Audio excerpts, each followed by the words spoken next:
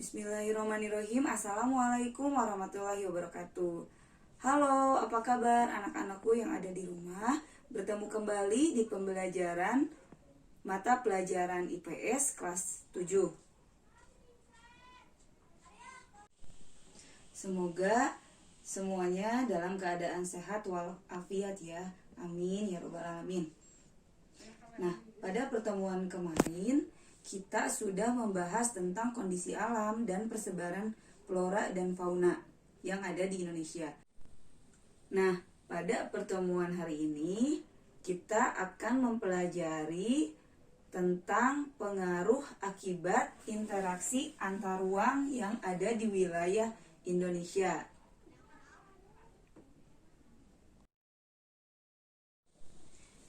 Sebelum ke materi pembelajaran hari ini, ada tujuan pembelajaran yang harus kamu perhatikan dulu. Pertama, siswa harus dapat menjelaskan mengenai perubahan akibat interaksi antar ruang yang ada di wilayah Indonesia.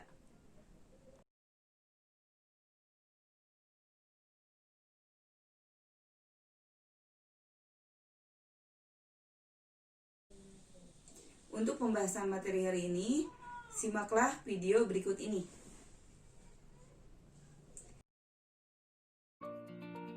Anak-anak, masih ingat kan materi interaksi antar ruang yang telah kita bahas pada pertemuan awal?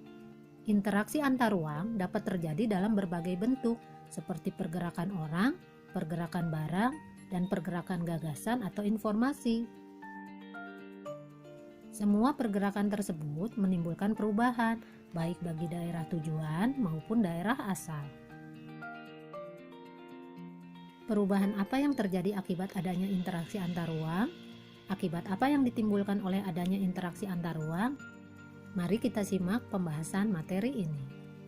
Berbagai perubahan akibat interaksi keruangan yaitu sebagai berikut. Pertama, berkembangnya pusat-pusat pertumbuhan. Pergerakan orang, barang atau jasa pada suatu lokasi tertentu akan menimbulkan pemusatan aktivitas manusia pada lokasi tujuan. Pemusatan aktivitas penduduk tersebut kemudian membentuk daerah perkotaan. Daerah perkotaan merupakan pusat pertumbuhan suatu wilayah karena sebagian besar aktivitas terkonsentrasi di wilayah perkotaan. Yang kedua, perubahan penggunaan lahan. Aktivitas penduduk yang terus meningkat pada akhirnya akan memerlukan lahan untuk menampung aktivitas tersebut. Semakin banyak penduduk yang datang pada suatu kota akan disertai dengan kebutuhan tempat tinggal. Akibatnya terjadi perubahan penggunaan lahan dari pertanian menjadi pemukiman, industri, perdagangan, dan yang lainnya. Yang ketiga, perubahan orientasi mata pencaharian. Daerah yang menjadi tujuan pergerakan penduduk akan dihuni oleh mereka yang memiliki pekerjaan yang beragam. Orientasi pekerjaan berubah dari yang tadinya berorientasi pada sumber daya alam, khususnya petani, menjadi pekerjaan lainnya. Yang keempat, berkembangnya sarana dan prasarana. Terjadinya pergerakan orang, barang, dan informasi memerlukan sarana dan prasarana, kendaraan, jalan, fasilitas umum, pusat-pusat perdagangan, dan lain-lain terus bertambah dengan semakin meningkatnya interaksi keruangan. Yang kelima, adanya perubahan sosial dan budaya. Adanya pergerakan penduduk dari satu tempat ke tempat lainnya akan disertai dengan interaksi sosial. Terjadinya interaksi antar anggota masyarakat tersebut akan disertai pula dengan saling pengaruh terkait dengan norma dan nilai yang dianut oleh masing-masing individu atau kelompok masyarakat. Perubahan sosial dan budaya pada saat ini tidak lagi hanya karena adanya pergerakan penduduk, tetapi juga karena adanya aliran informasi dari satu daerah dengan daerah lain, bahkan antar negara atau benua yang jaraknya sangat jauh sekali. Contoh perubahan budaya akibat pengaruh interaksi keruangan, misalnya model berpakaian, gaya rambut, maupun jenis makanan. Yang terakhir, berubahnya komposisi penduduk. Interaksi keruangan dalam bentuk pergerakan orang akan menimbulkan konsentrasi penduduk dalam suatu wilayah.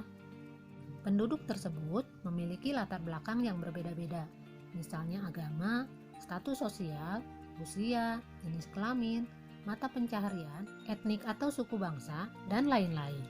Akibatnya, komposisi penduduk berubah dari yang awalnya relatif seragam, misalnya sebagian besar etnik Sunda, kemudian berkembang menjadi beragam etnis. Anak-anak sudah paham kan apa saja perubahan dan akibat yang ditimbulkan oleh adanya interaksi antar ruang?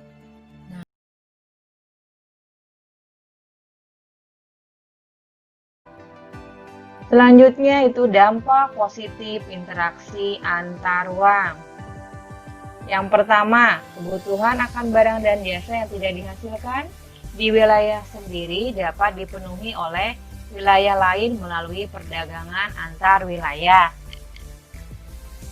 Yang kedua yaitu spesialisasi produksi di suatu wilayah akan terdorong berdasarkan keunggulan komparatif wilayah tersebut. Yang ketiga, tersedianya jumlah tenaga kerja yang cukup di daerah tujuan dengan adanya mobilitas penduduk.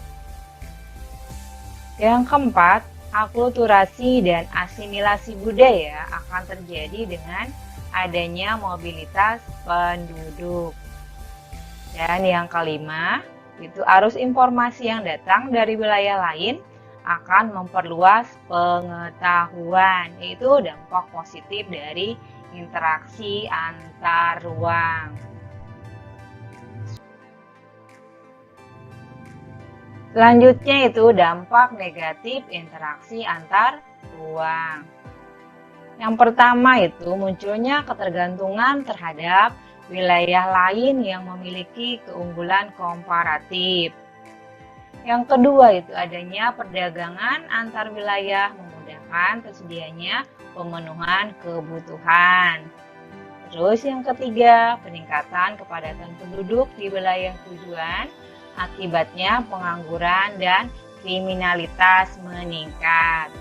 Terus yang keempat, kepadatan penduduk juga dapat menyebabkan menurunnya kualitas lingkungan seperti udara dan air. Dan yang kelima, arus informasi yang tidak benar dapat memecah belah bangsa dan menimbulkan perasaan negatif. Ya, ini dampak negatif interaksi antar ruang. Selanjutnya, solusi dampak negatif interaksi antar ruang. Dampak negatif interaksi antar ruang tentu perlu diatasi ya. Ada beberapa solusi yang dapat dilakukan antara lain sebagai berikut. Yang pertama, kita hendaknya semaksimal mungkin memanfaatkan sumber daya dari wilayah sendiri. Yang kedua itu kita hendaknya membuat skala prioritas kebutuhan.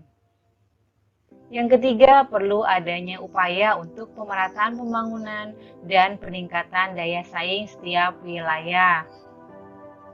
Dan yang keempat, semangat kewirausahaan perlu dikembangkan sehingga lapangan kerja baru dapat tercipta.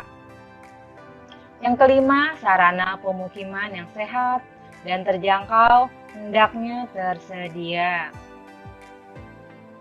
Yang keenam, kita perlu menyaring informasi yang kita terima. Yaitu beberapa solusi dari dampak negatif interaksi antar ruang. Itu dia pembahasan materi hari ini. Nah, untuk tugas mandiri nanti Ibu share di grup WhatsApp atau Google Classroom. Kalian tolong standby di grup Classroom atau grup WA ya. Oke, sekian pembahasan hari ini. Semoga semuanya selalu semangat dan tetap sehat selalu. Ya, assalamualaikum warahmatullahi wabarakatuh.